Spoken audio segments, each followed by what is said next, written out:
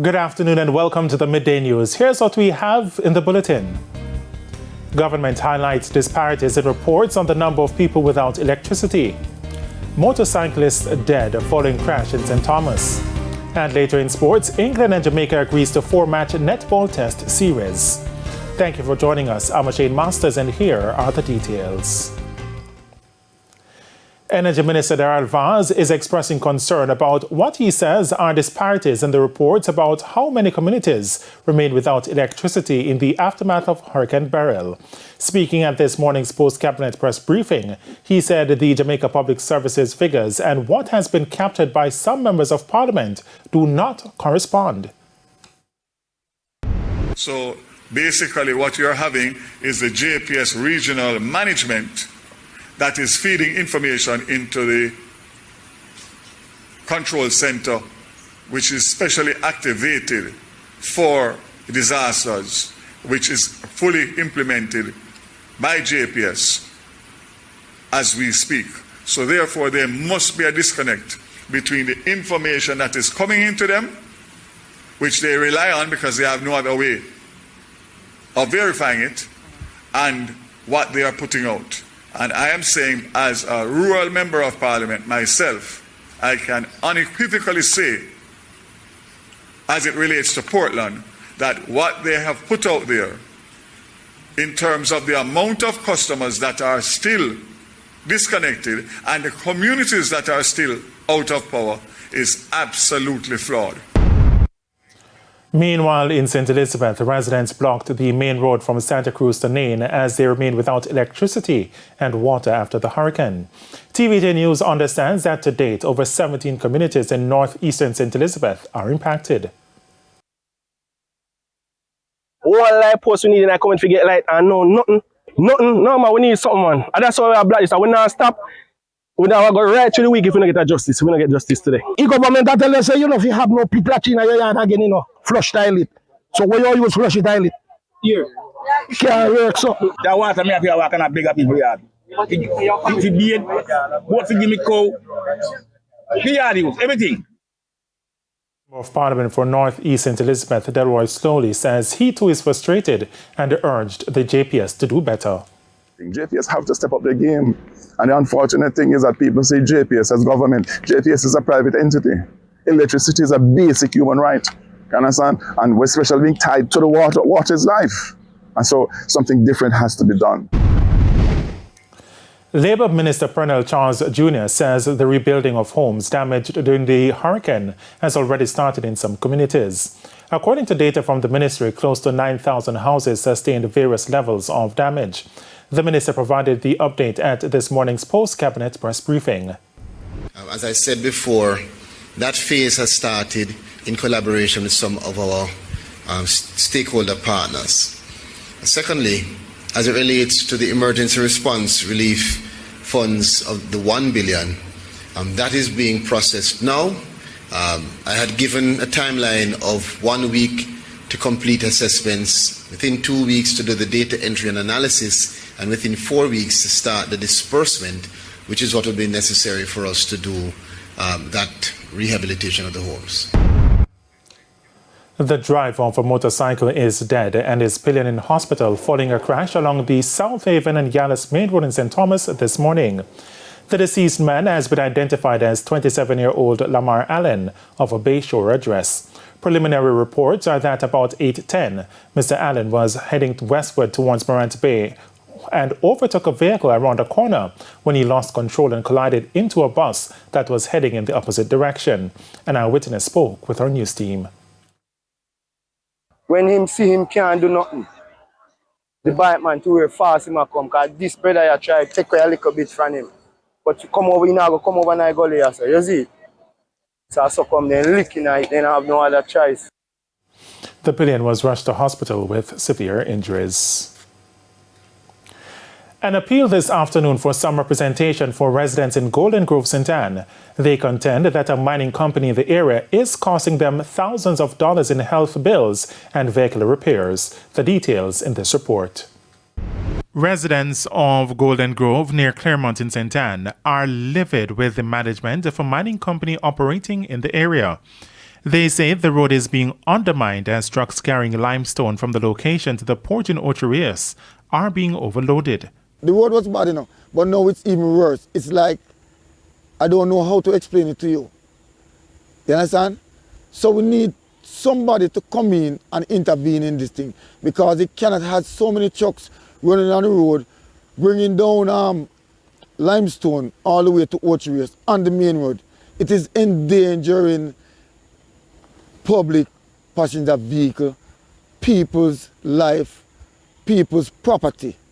Dudley Henry, who lives near the site, says this is the worst he's seen it in over 40 years. Because we never have these public cars, when I use the belt line, carry the stuff down there, and these people must used to go through and bush place, but I don't know why they stop and use any road, I don't know.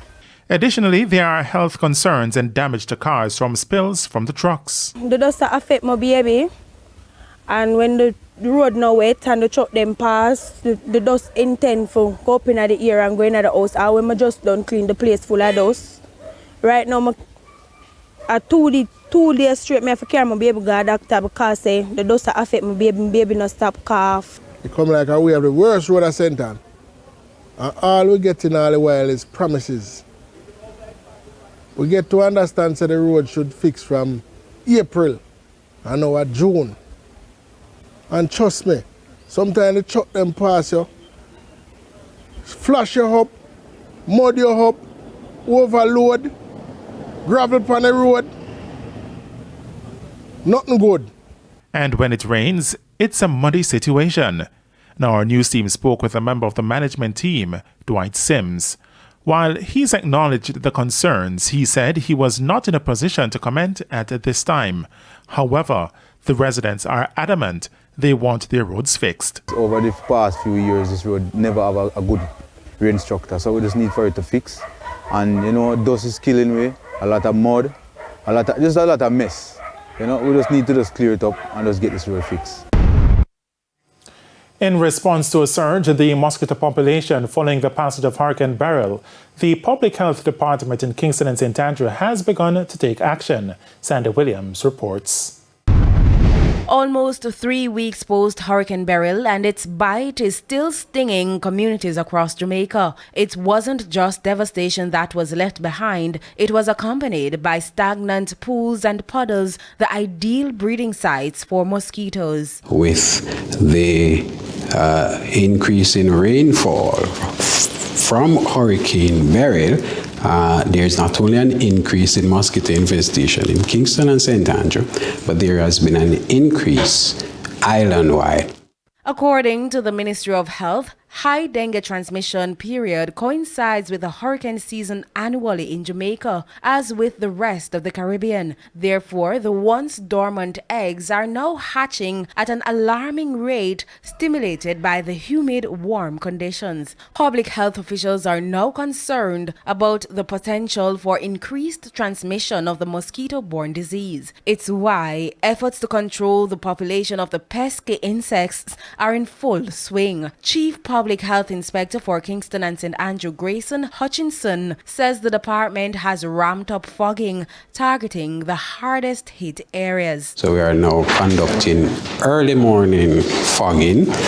We are also carrying out late evening fogging. In addition to that, we have increased the number of temporary workers, and these workers are involved in visiting homes to search for mosquito breeding sites and to treat these breeding sites. They have also planned to make available to us again the fogging schedule that our councillors can use to disseminate to the various community WhatsApp group, making persons know that when fogging will take place in their area.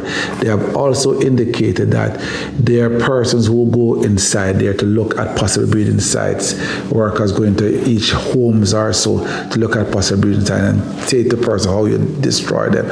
And at the same time, they'll be giving out flyers on this issue.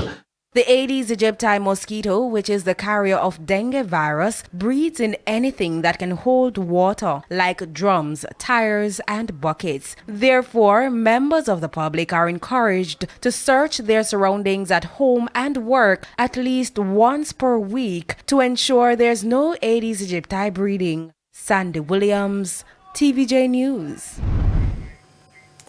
And it's time for a break here on the Midday News, but stay with us, more stories when we return.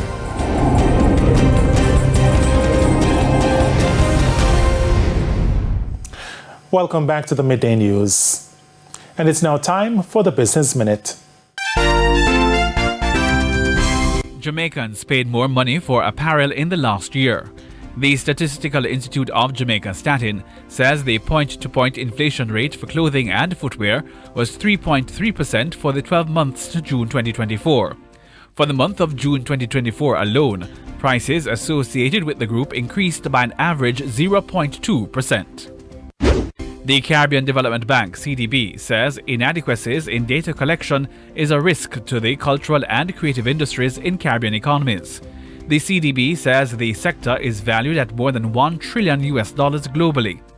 Chief of the UNCTAD program, Dr. Marissa Henderson, says despite these figures, the existing data does not fully reflect the importance of these industries, as there has not been enough data collection. The CDB says its Cultural and Creative Industries Innovation Fund (CIIF) project attempts to address data infrastructure gaps by training statisticians in data collection and analysis for the sector.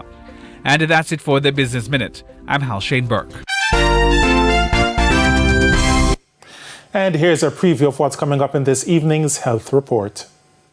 In this evening's Health Report, we look at food poisoning. Given our current state post-hurricane, some persons are still struggling with adequate water supply, may not have electricity to ensure adequate storage, whether pre-cooking or post-cooking.